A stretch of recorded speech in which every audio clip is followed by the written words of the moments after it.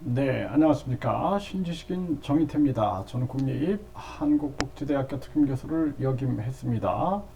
금리 인상, 결국 노동자, 중산층, 가계기업 붕괴된다. 이 주제로 말씀을 드리겠습니다. 지금 이 급격한 금리 인상을 미국이 자행을 했는데요. 미국은 전 세계에서 급격한 금리 인상을 하고도 버틸 수 있는 국가예요. 왜냐하면 기축통화국이고, 그리고 자기들도 그럼에도 불구하고 불안하기 때문에 메이드 인 아메리카 정책을 통해서 세계 제조업을 미국으로 끌고 오고 있고, 그리고 전쟁 위기를 만들면서 무기를 판매하고 있어요. 세계 이간질을 지키고 있죠. 그래서 우리가 중국의 이 중국몽 이 정책에 대해서도 철저하게 대응을 해야 되지만, 미국이 이런 식으로 급격한 금리 인상을 전개하는 부분에 대해서도 철저하게 대처를 하지 않으면 안 된다라는 것입니다. 그래서 결국에는 이 부분에 대해서 제가 계속 비판을 해왔어요. 급격한 금리 인상을 통해서 미국이 노리고 있는 것은 4차 산업혁명 변혁기에서 4차 산업혁명을 자기들이 패권국이 되고자 하는 거죠. 그리고 기축통화 패권국으로서의 지위를 확고히 하고자 하는 것이 그 목표다라는 거예요. 그렇기 때문에 각종 무리수를 두면서 미국의 이익 중심으로만 가고, 결국에는 한국 같은 경우나 다른 나라들은 무너지든 말든 신경을 안 쓰고 있는 그러한 모습이죠. 우리나라 같은 경우에는 여기에 말려들면 안 되는데 여기에 지금 말려들었거든요. 그래서 결국에는 미국에 말려들었던 유럽이 결국에는 지금 미국의 반기를 들고 있어요. 미국만 돈 번다 이거죠.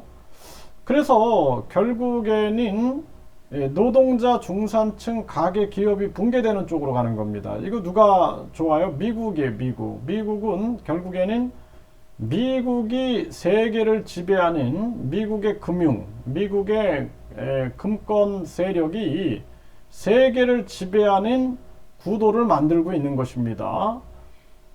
그래서 이 부분에 대해서 지금 돌아가고 있는 상황들을 보면은 지금 이 연준 비판론이 고조되고 있고 110년 역사상 가장 큰 실수다 이러면서 이 지금 세계적인 투자 전략가 와튼 스쿨 교수, 이 시걸 교수는 지금 이렇게 얘기하고 있죠. 연준이 지난해 모든 상품 가격이 빠른 속도로 올라갈 때 금리 인상 필요 없다고 했고, 이 꼼수를 쓴 거죠. 그리고 가격이 하락하는 지금은 내년까지 긴축을 해야 한다고 한다라는 거예요.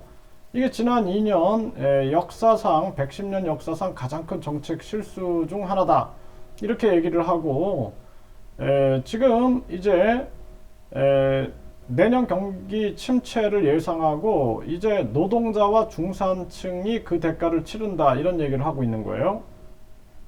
그러니까 노동자와 중산층 가계 기업이 붕괴가 되는 거예요. 네, 그래서 지금 이 미국의 연준은 민간은행연합체고 유대 금융 세력들이 장악을 하고 있는데, 이들이 세계 금융 지배 세력으로서 금권 세력으로서 세계를 지배하기 위한, 금융으로 지배하는 거죠. 간단하게 뭐 침공해가지고 전쟁에서 지배하는 것은 옛날 얘기고, 이제는 금융으로 세계를 지배하기 위하여 이러한 노림수를 쓰고 있다 이렇게밖에 볼 수가 없습니다. 이 결과 지금 우리나라 보세요. 그대로 노동자와 이 가계 기업 그리고 중산층이 붕괴된다 이렇게 제가 말씀을 드렸는데, 암담한 한국 경제, 가계빚 역대 최대, 기업 경기 갈수록 악화, 기업과 가계가 다 무너지는데도 미국만 따라가고 있는 거 이상하지 않습니까?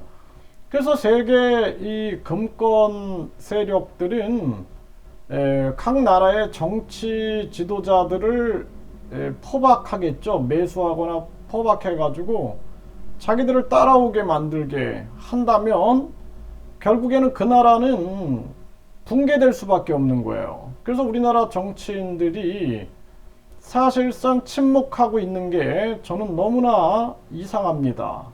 이게 침묵할 문제가 아니거든요. 지금 이 양심 있는 이 지금 미국의 교수들이 이렇게 비판을 하고 결국에는 노동자와 중산층이 대가를 치른다 이런 얘기를 하고 지금 이런 상황이 현실화되는데도 침묵하고 있어요. 그리고 금리 인상이 마치 잘한 것처럼 아주 그 찬양을 하고 있는데 이 엄청난 심각한 문제다라는 것입니다. 네, 그리고 전문가 70% 최대 금융 리스크는 가계부채 이자 부담이다. 이렇게 얘기를 함에도 불구하고 안 듣는 거죠.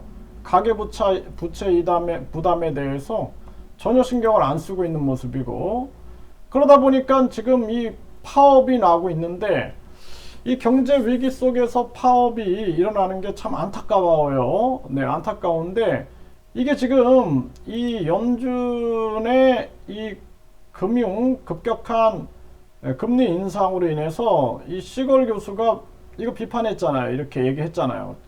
예? 중산층과 노동자가 대가를 치른다.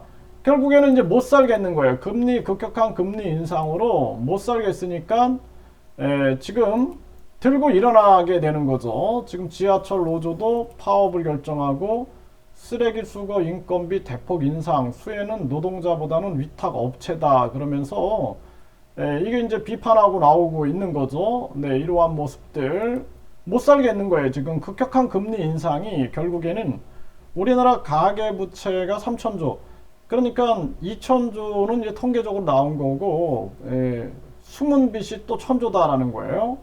여기에 이제 기업 부채들까지 같이 하면은 거의 6천조다라고 봐야 되는데 지금 계속해서 임금 인상을 외치고 있는 거예요. 임금 인상. 이런 거 외치면서 노동자들이 이래 죽나 저래 죽나 마찬가지다 하면서 들고 일어나고 있는 정황이죠. 이게 그냥 단순한 노조의 그 이기성이 아니라 지금 이 급격한 금리 인상으로 인해서 국민들이 지금 못 살게 됐다. 이걸 반영하고 있는 거예요. 그래서 정부가 예를 들어서 그 레고랜드 사태가 터졌을 때 50조 플러스 알파를 지원하겠다. 그러니까 그렇게 기업들은 그렇게 지원하니까 버티지만 가계나 노동자들은 이제 못 버티는 겁니다. 그러니까 지금 임금 인상을 외치고 있는 거예요. 이렇게 임금 인상. 이게 참 심각한 대한민국의 문제다라는 거예요. 임금이 또 인상되면은 물가가 또 올라가요. 그렇죠? 물가가 올라가고 또 그거로 인해서 또 금리가 또 올라가게 되는 악순환이 터지는 거죠. 악순환. 지금 금리를 인상하면 그 금리 인상을 한 게 또 물가에 반영돼 가지고 또 물가가 올라가는 거예요. 그래서 지금 정상적인 경제 구조가 아니라 완전히 경제 시스템이 붕괴된 상황이다라는 것을 우리가 잊어서는 안 된다라는 거예요. 이대로는 못 살겠다. 네, 공공부문 비정규직 근로자들이 들고 일어나는 겁니다. 지금 이런 현상을 다 결국에는 급격한 금리 인상으로 인해서 벌어지고 있다. 지금 시멘트 화물 노동자들 업무 개시 명령은 위헌이다. 이게 지금 정부와 부딪히고 있는데 이 정부가 이 급격한 금리 인상으로 인해서 지금 노동자나 그리고 중산층 가계 기업이 얼마나 고통에 빠져 있는지를 들어야 된다라는 거예요. 이게 지금 심각한 문제가 아닐 수가 없다라는 거예요. 네, 그래서 업무 개시 명령은 기본권 침해다. 네, 위헌 소지 있는 강제 노동이다 하면서 반발하고 있죠. 네, 또 화물차 기사 350명의 업무 개시 명령을 송달했는데 이 압박을 하고 있는데 이런 지금 급격한 금리 인상을 해놓고 많은 지금 이 화물차 기사나 지금 기업이나 중산층 가게 이게 다 못 살게 돼 있는 거예요. 지금 상황이. 이걸 전체적으로 분석해야 됩니다. 이 하나의 현상을 가지고 완전히 힘으로 밀어붙이게 하다가는 이게 지금 대한민국에 큰 위기가 올 수 있어요. 네, 업무 개시 명령 복귀 안 하면 형사처벌하겠다.